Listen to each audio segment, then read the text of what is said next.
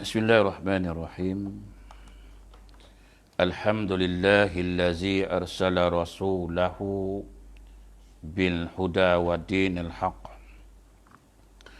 liyuzhirahu 'ala ad-dini kullih walau karihal kafirun. Asyhadu an la ilaha illallah wa asyhadu anna Muhammadan abduhu wa rasuluh. Allahumma salli wa sallim ala sayyidina wa habibina wa syafi'ina Muhammadin sallallahu alaihi wasallam, amma ba'd. Ayyuhal mu'minun ittaqullah, usikum wa iyaya bittaqwallahi faqad fazal muttaqun. Subhanaka la ilma lana illa ma 'allamtana innaka antal alimul hakim. Rabbi shrah li sadri wa yassir li amri wahlul 'uqdatam min lisani yafqahu qawli. Rabbi yassir wa la tu'assir ya karim. Allahumma zakkirna ma nasina wa 'allimna ma jahilna. Allahumma zakkirna ma nasina wa 'allimna ma jahilna. Allahumma zakkirna ma nasina wa 'allimna ma jahilna. Tuan-tuan dan puan-puan, muslimin dan muslimat, mudah-mudahan dirahmati Allah Subhanahu wa ta'ala, insyaAllah.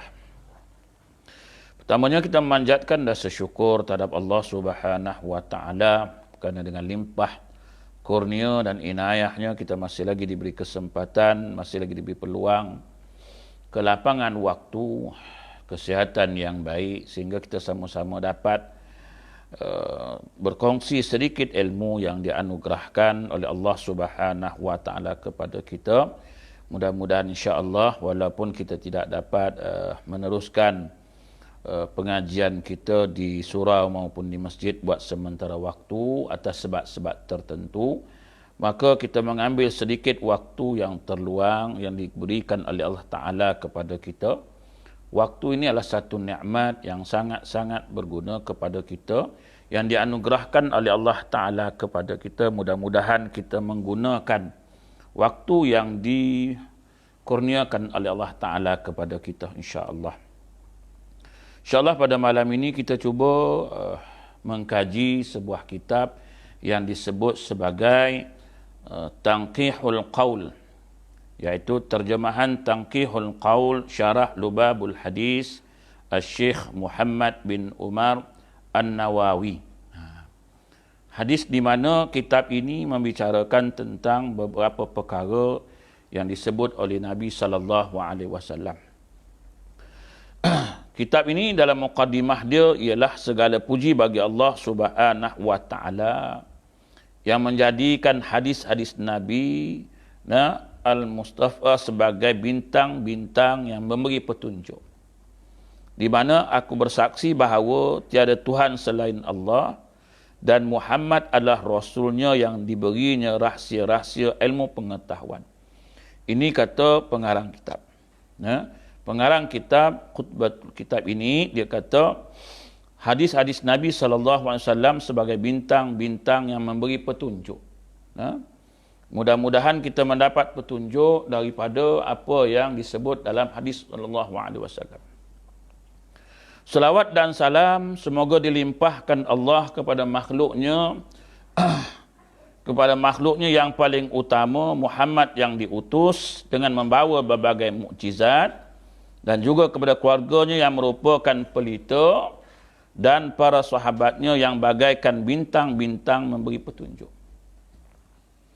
Amma ba'du, adalah syarah atau penjelasan atas Lubabul Hadis oleh Syekh Al-Allamah Al-Fahamah Jalaluddin Ibnu Al-Allamah Abu Bakar As-Sayuti.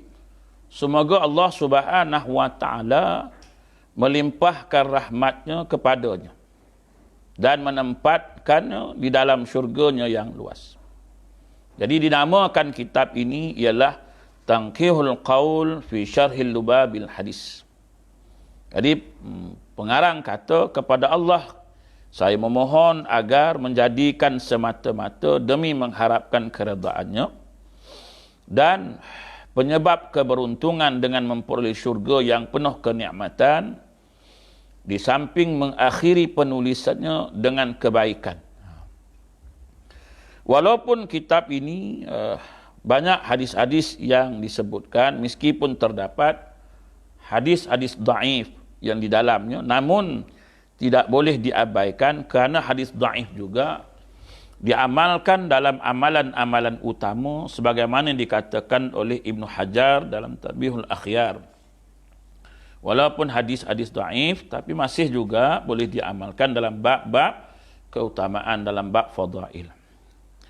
Kitab ini membicarakan tentang keutamaan-keutamaan umpama seperti keutamaan ilmu dan para ulama. Keutamaan para ilmu dan ulama. Begitu juga keutamaan yang lain. Banyak perkara-perkara yang disebutkan dalam kitab Tanqihul Qaul ini. Dan pada malam ini insya-Allah kita bicara tentang bab yang pertama, ialah tentang keutamaan ilmu dan ulama. Allah Subhanahu wa taala berfirman, syahidallahu annahu la ilaha illa huwa wal malaikatu wa ulul ilmi qa'iman bil qist. Dalam surah Ali Imran ayat ke-18, Allah menyatakan bahawa tidak ada Tuhan melainkan Dia yang menegakkan keadilan. Para malaikat dan orang-orang yang berilmu juga menyatakan yang demikian itu.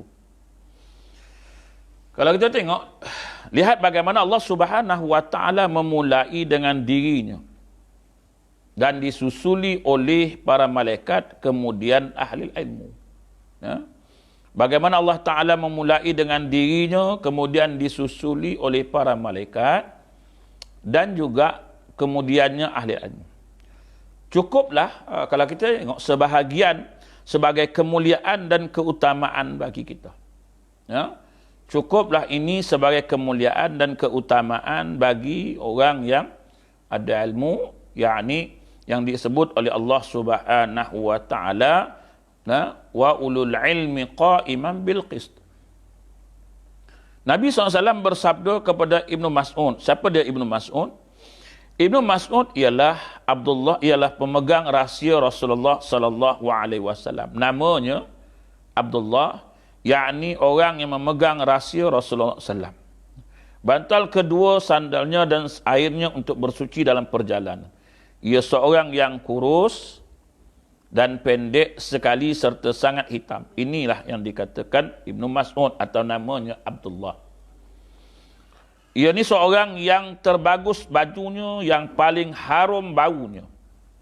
Kedua betisnya kecil, ia membuat siwak dan kayu arak sementara angin menggoyangnya.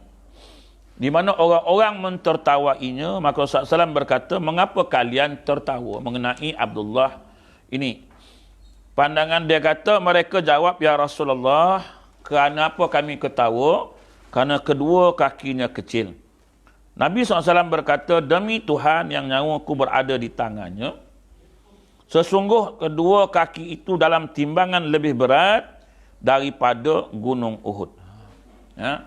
Walaupun kaki dia kurus, tapi kata Nabi SAW, kalau ditimbang lebih berat daripada gunung Uhud. Ya? Jadi dia kata sering masuk kepada Rasulullah SAW, berjalan bersama, dan di depannya dengan membawa tongkat serta menutupinya ketika beliau mandi dan membangunkannya ketika beliau tidur, serta memakai keduanya sandal padanya ketika beliau berdiri. Apabila beliau duduk, ia masuk kedua sandal itu dalam dakapan kedua tangan. Ya? Jadi kalau kita tengok, dia kata Nabi SAW kepada Ibnu Mas'ud, hai Ibnu Mas'ud, ya? Dudukmu sesaat di majlis ilmu tanpa menyentuh pena dan tanpa menulis huruf lebih baik bagimu daripada membebaskan 1000 hamba sahaya. Ini kelebihan dalam menuntut ilmu, mencari ilmu.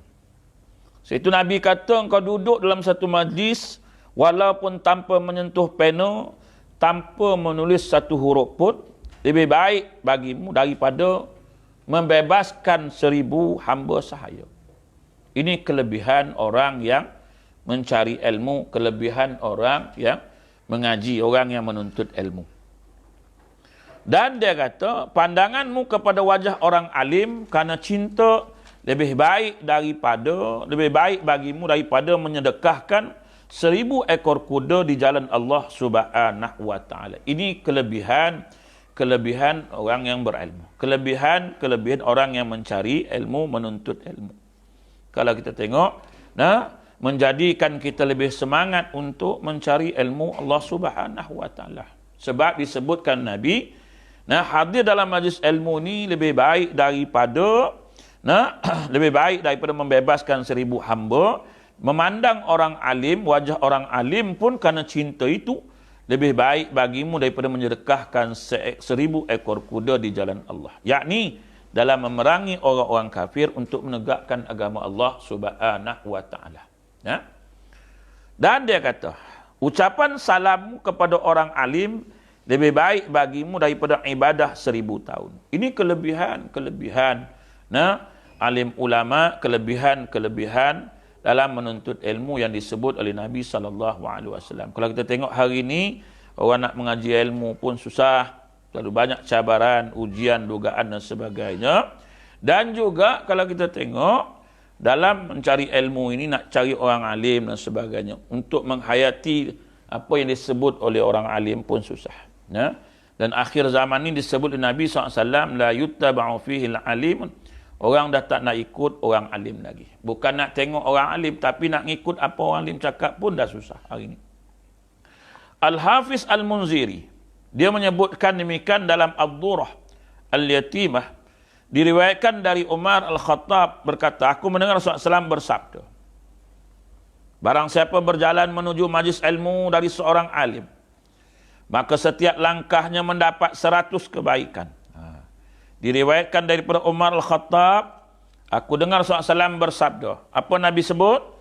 Barang siapa berjalan menuju majlis ilmu daripada seorang alim, maka setiap langkahnya mendapat 100 kebaikan.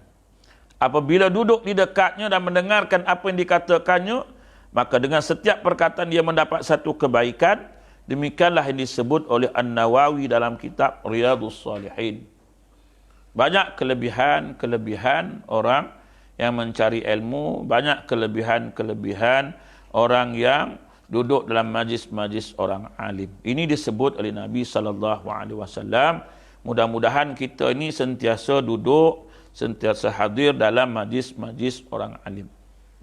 Sentiasa mendekatkan diri, sentiasa duduk di dalam majlis-majlis orang alim. Mudah-mudahan apa yang disebut oleh Nabi SAW mendapat keberkatan, mendapat kebaikan bagi kita.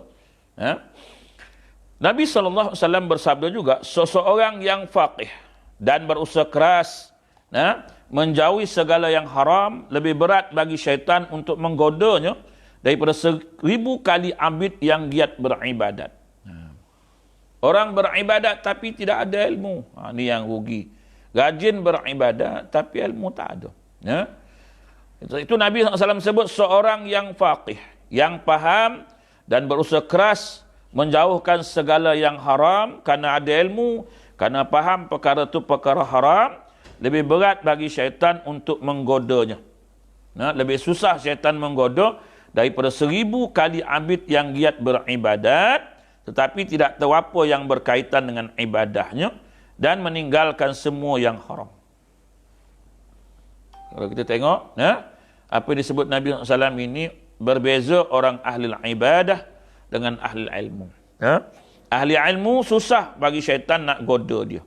Berbanding dengan orang ahli ibadah yang tidak ada ilmu, mudah bagi syaitan untuk menggoda mereka.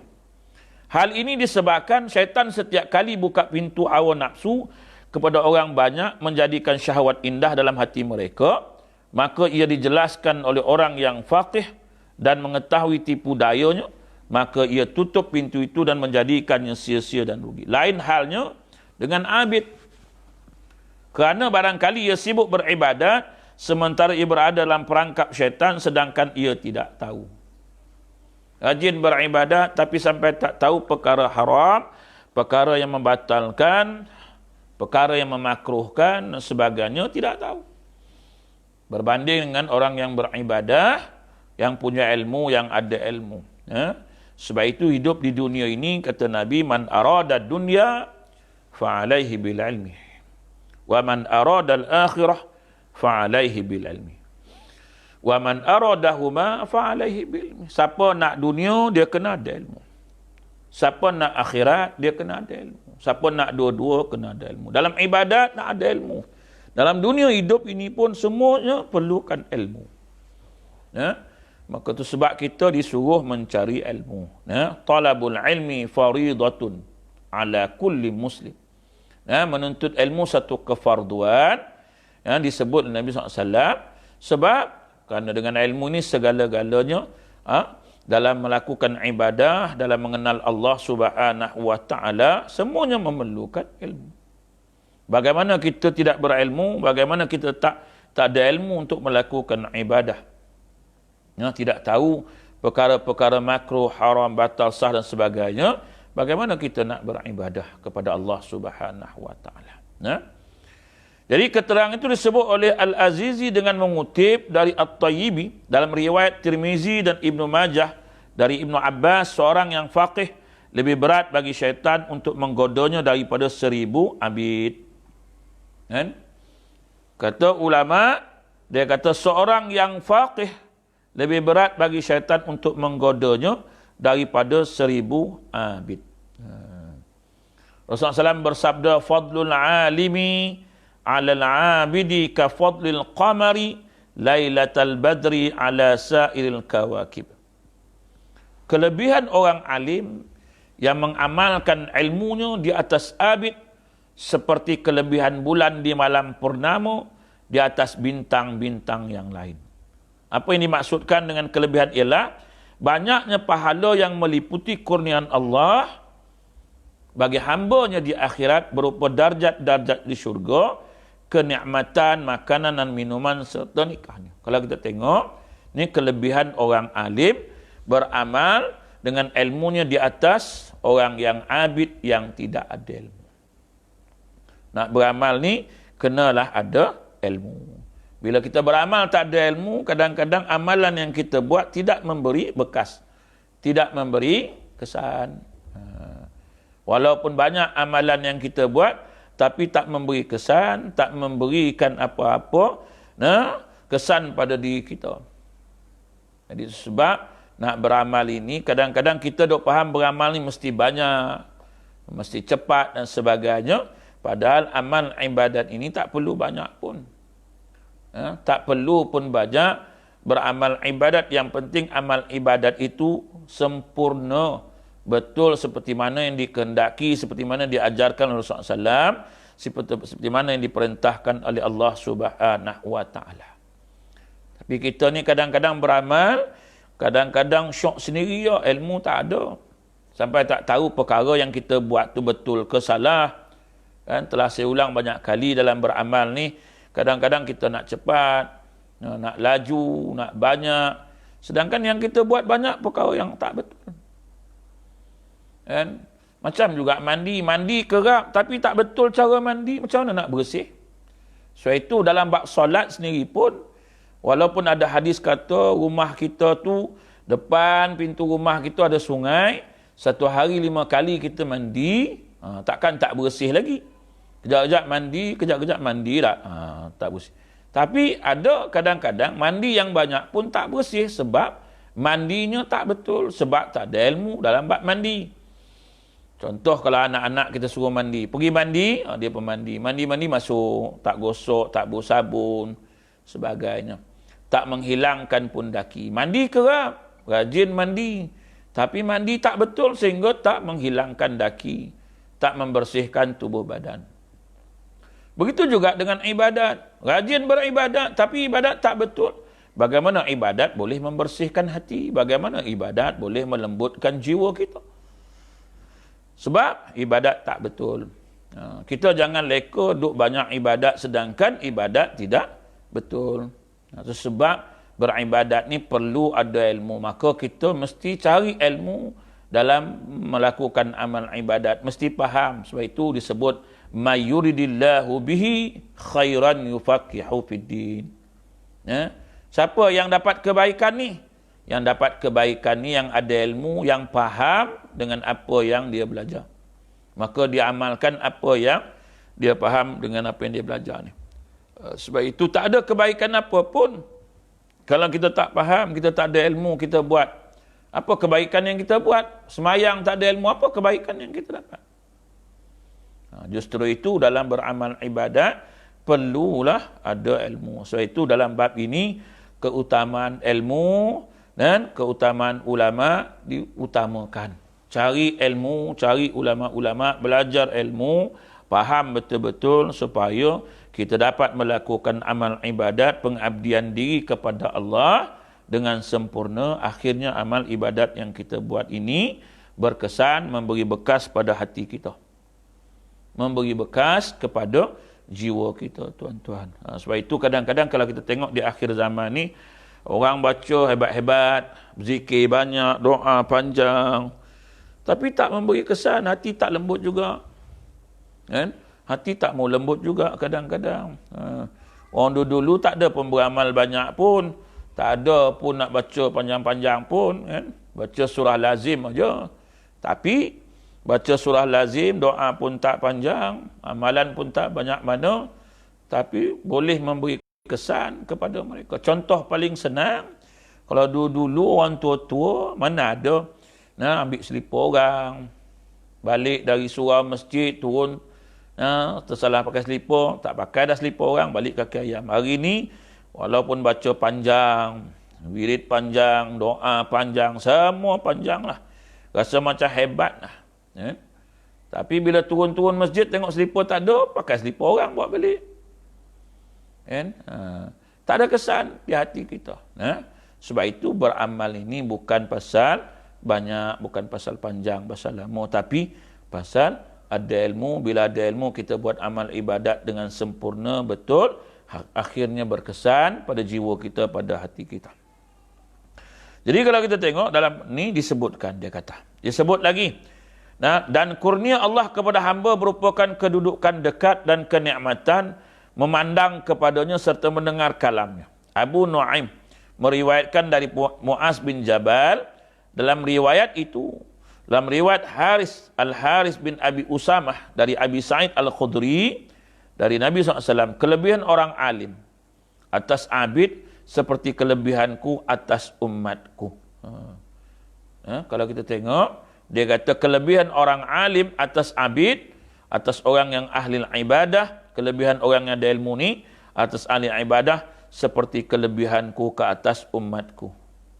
Bayangkanlah Nabi SAW sebut kelebihan orang alim ini ke atas orang yang ahli ibadah yang tak ada ilmu ini, seperti mana Nabi dengan umat. Kelebihan Nabi ke atas umatnya. Terlalu jauh sangat kelebihan itu. Dalam satu riwayat Tirmizi daripada Abi Umamah, kelebihan orang alim atas abid seperti kelebihanku atas orang yang terendah di antara kamu. Yakni kadar kemuliaan orang alim dibandingkan dengan abid adalah seperti perbandingan kemuliaan Nabi dengan kemuliaan sahabat yang paling rendah.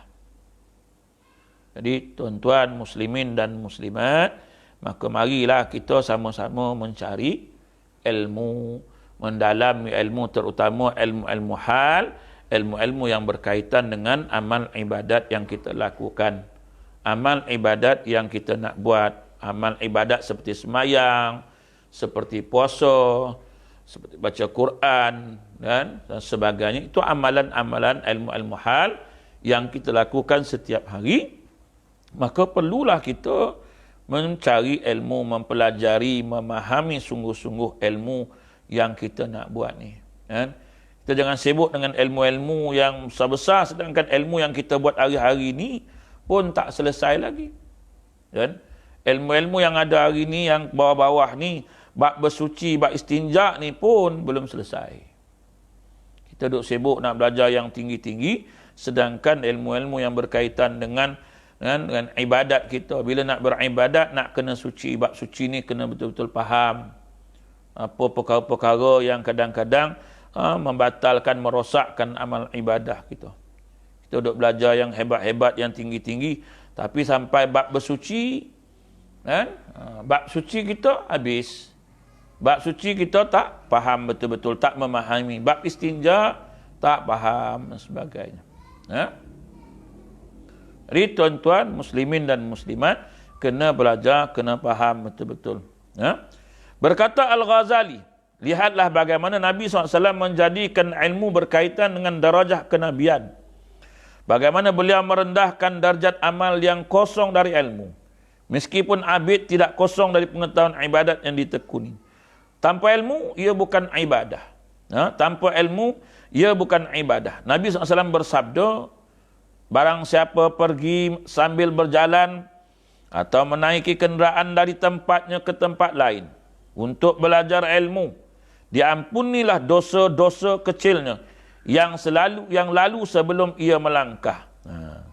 Dalam hadis ini sebutkan barang siapa pergi sambil berjalan atau menaiki kenderaan dari tempatnya ke tempat lain untuk belajar ilmu, diampunilah dosa-dosa kecilnya yang lalu sebelum ia belum melangkah lagi, dosanya telah diampunkan oleh Allah Subhanahu wa taala. Ini kelebihan orang yang mencari ilmu. Kita susah sangat nak pergi cari ilmu, tambahlah di akhir-akhir hari ni. Kalau kita tengok sekarang ni lagilah kan nak cari ilmu terlalu banyak cabaran ujiannya. Sekarang ni tambahlah dengan wabak dan sebagainya, berbagai banyak penyakit dan sebagainya, payah kita nak cari ilmu. Kejap ada majlis ilmu, kejap tak ada, kejap ada, kejap tak ada. Ya, kena bersabarlah dengan perkara-perkara yang terjadi pada hari ini. Yakni kalau kita tengok ujian kita dalam mencari ilmu tu terlalu sukar. Kemudian, yakni melangkah dari tempatnya bila mengharap redha Allah. Ia mengharapkan redha Allah. Dengan itu, Nabi SAW bersabda, muliakanlah para ulama karena mereka orang-orang pilihan di sisi Allah dan dimuliakan di sisi para malaikat.